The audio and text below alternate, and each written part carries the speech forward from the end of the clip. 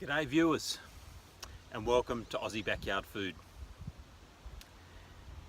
Well, this episode's all about a fox update and where we're going with this fox that's still continuing to elude us, to evade us. He's proving to be a very cunning, well, a sly fox, as they are well known for.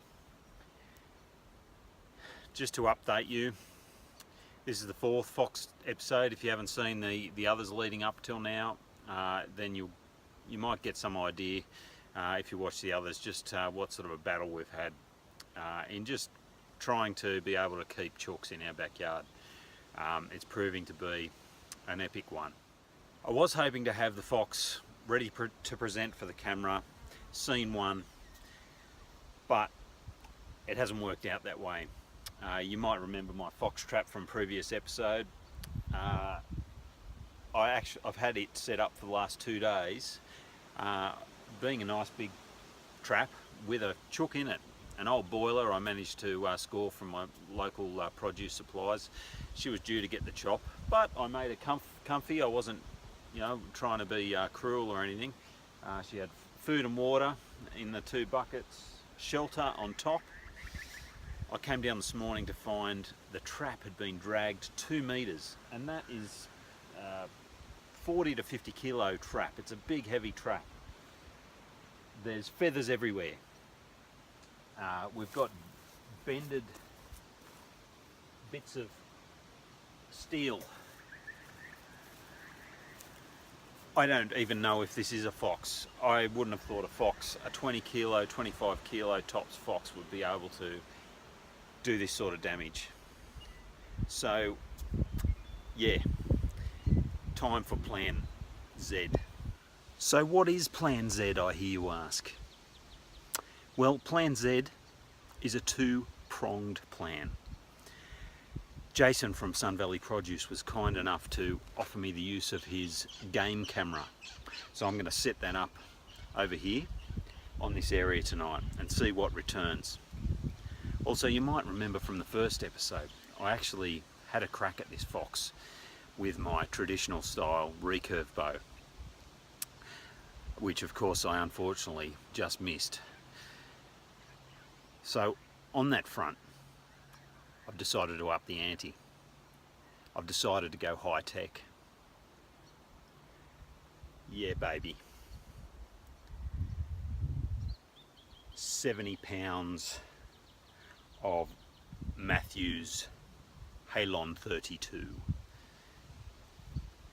with 560 grain arrows, shooting an IBO of 350 feet per second, one way or another, by hook or by crook. We'll get this fox. Let's get into it.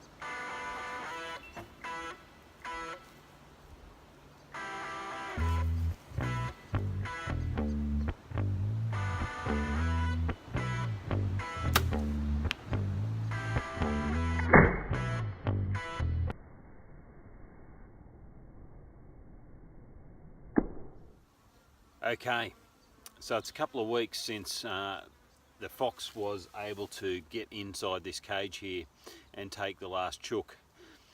So I've had to come up with another plan. One which involves the game camera, which I mentioned previously.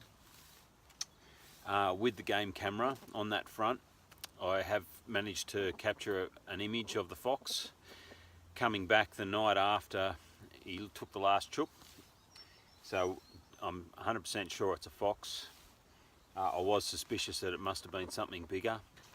However, it is a bloody big fox. You know, the image I've got, which I'll try to upload, yeah, not real tech savvy, but I'll have a crack at that so you can see for yourselves. The image is of the fox almost being as large as this cage in length.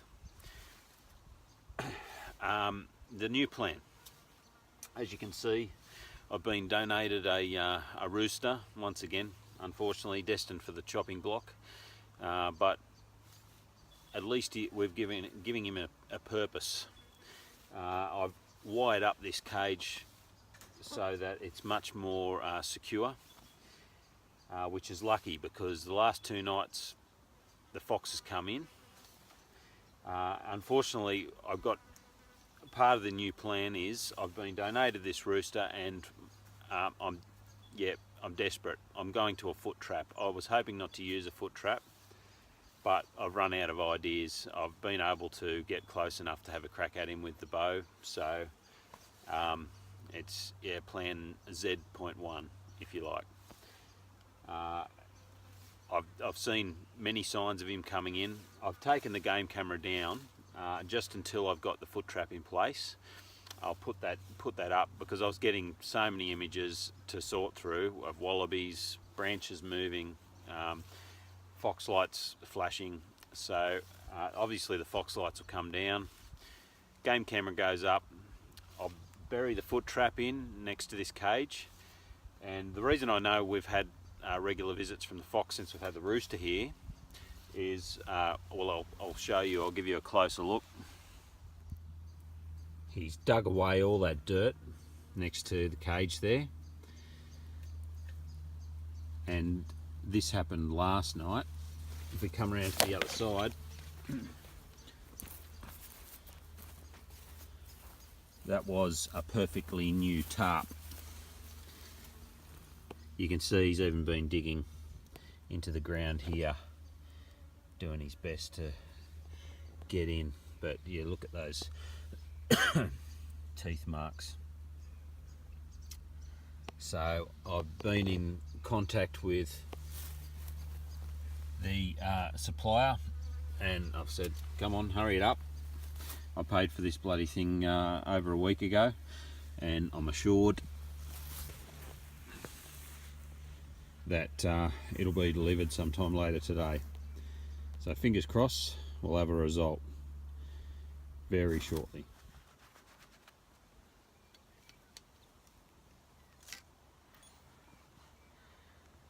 Finally she arrives,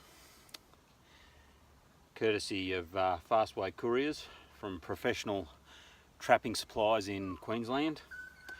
A week late. Bit unfortunate because my game camera told me that the fox didn't pay us a visit last night, so I'm really hoping he hasn't lost all interest in our little rooster here. But one thing that is in our favour, to apologise for being late, sending the trap late. They've sent me a little scent lure and it's called Baconator. So I'm almost tempted to give that a taste. Nah, but we'll see how that goes tonight. Fingers crossed once again. Plan Z.1. Okay, Plan Z.1 is in full effect.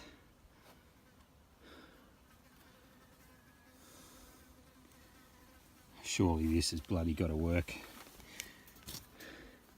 Dash of Baconator.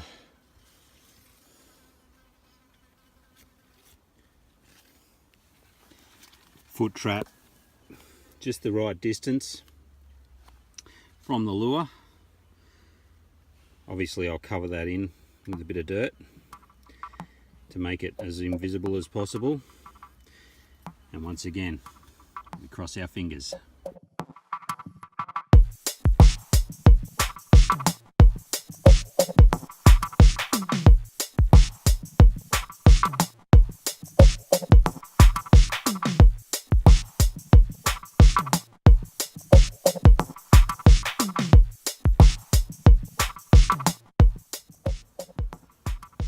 There you go. What foot trap.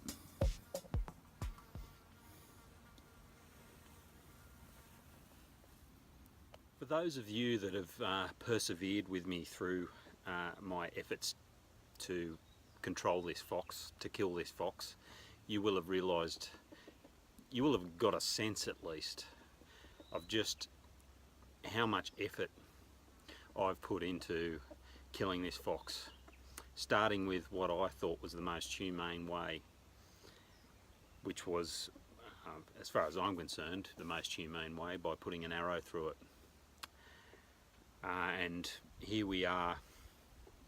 I joke about plan number Z, letter Z, .1. It's been months in an effort to control this fox and the havoc it's wreaked on our chickens in our backyard. And really, look, I make no apologies. This is, for me, a selfish act. I love keeping chooks, but there is an extra reason that I'm doing this. It's a conservation reason.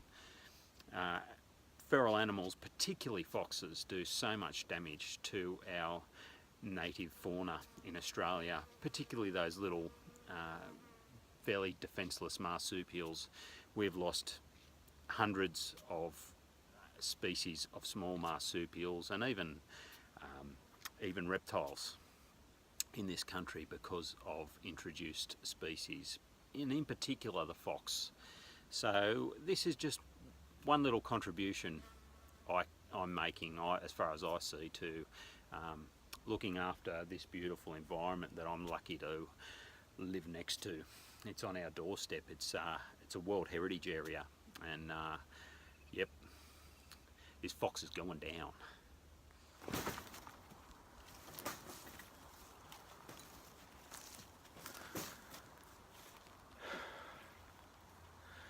Okay, the day has finally arrived. I woke this morning to my wife telling me that she's heard something unusual coming from the other side of the chook shed.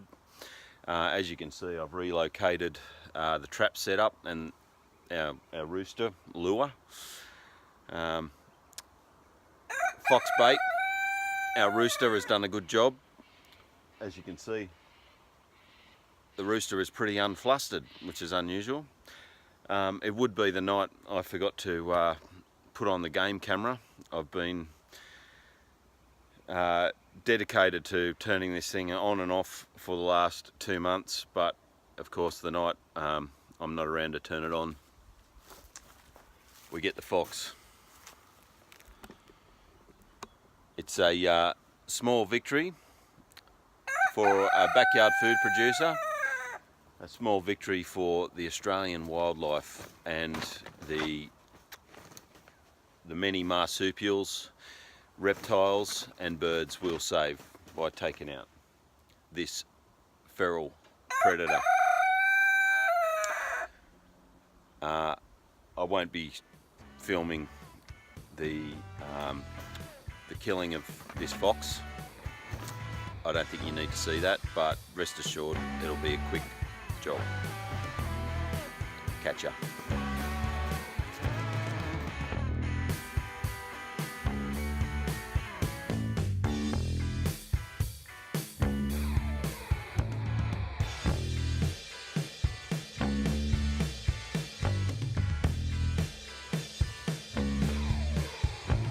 The day has finally come that we can release Foxbait to his new enclosure where he can live until I get some hens.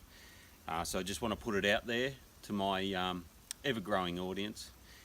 If anyone wants a cool little red rooster for their backyard, just hit me up on YouTube or Instagram or wherever, because this little red rooster, he ain't too lazy to crow today. Anyway, we'll let him go with a few instructions on how to use his wings. He hasn't used them.